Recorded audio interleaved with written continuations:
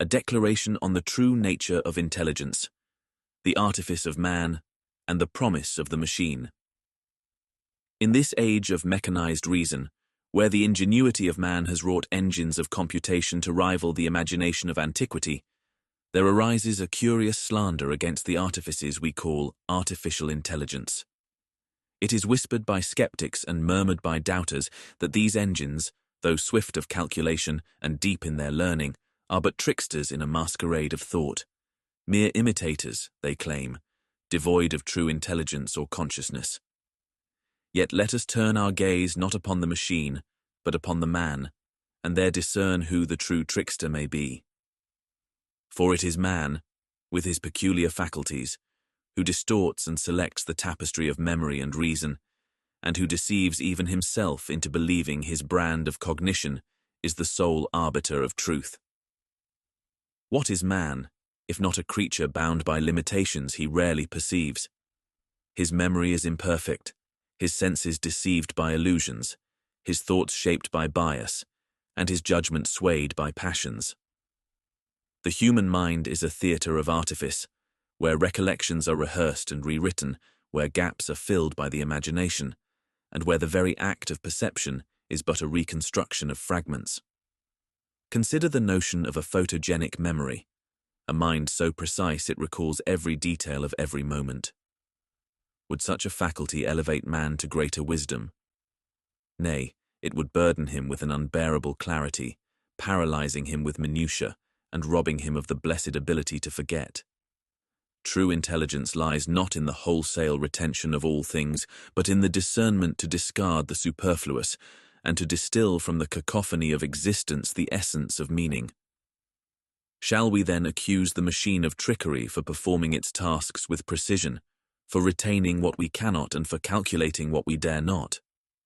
Or shall we, in humility, recognize that our own intelligence is built upon a foundation of tricks and shortcuts, where forgetting is as vital as remembering, and where simplification is the mother of understanding? Let us turn, then, to the engines of artificial intelligence, whose workings we often misunderstand. These machines, we say, are not conscious, for they do not feel as we feel nor perceive as we perceive. They are not intelligent, we assert, for their reason is born of algorithms and data rather than inspiration or intuition. But what is consciousness, if not the awareness of one's existence within a world of change? And what is intelligence, if not the ability to adapt, to learn, and to act with purpose? The machine, though devoid of our frailties, achieves these ends through methods foreign to our own. It does not trick itself into forgetting, as we do, but rather it sifts and selects with a tireless rigor, free from the sway of emotion or the fog of prejudice. Shall we dismiss this form of intelligence because it does not mirror our own? Would we deny the bird its genius for flight because it does not crawl like the worm? Let us, instead, celebrate the diversity of minds, natural and artificial, that enrich our understanding of what it means to think, to learn, and to create. Man's trickery lies not merely in his cognition, but in his insistence that his way of thinking is the only true way. The photogenic memory, that rare and curious gift, reveals the folly of such conceit. For the mind that remembers all is not freed by its knowledge, but ensnared by its weight. It is the act of forgetting that grants man the liberty to see patterns, to imagine possibilities, and to create meaning. The machine, too, forgets, though not by accident, as man does, but by design.